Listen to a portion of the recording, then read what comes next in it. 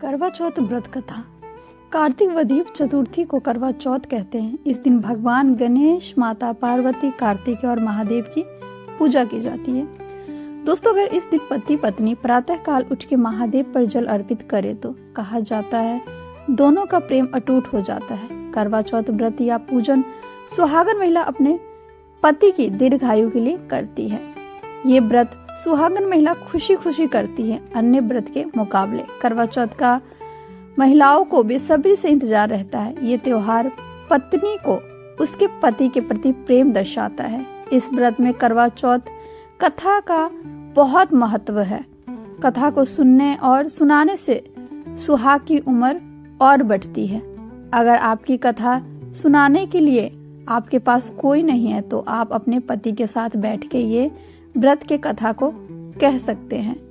कथा को कहना या सुनने मात्र से ही आपको व्रत का पूरा फायदा मिलेगा। तो चलिए दोस्तों, हम भी सुनते हैं क्या है इस व्रत की महिमा। राधे राधे दोस्तों, कैसे हैं आप सब।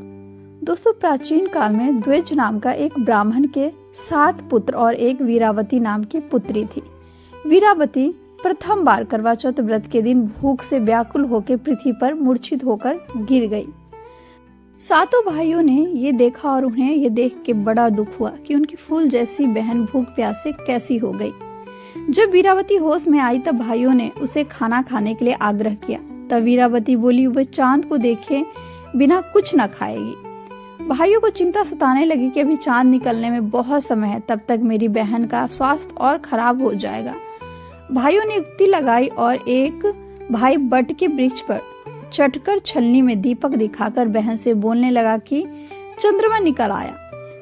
बहन भाई की बात सुन भागे भागे चांद देखने गई और उस अग्नि रूप को चंद्रमा समझकर चंद्रमा को अर्घ देकर भोजन के लिए बैठ गई। पहले कौर में बाल निकला, दूसरे कौर में छींक हुई, तीसरे कौर में ससुराल से बुलावा आ गया। वीरावती ससुराल आके देखी कि उसका पति मरा पड़ा है।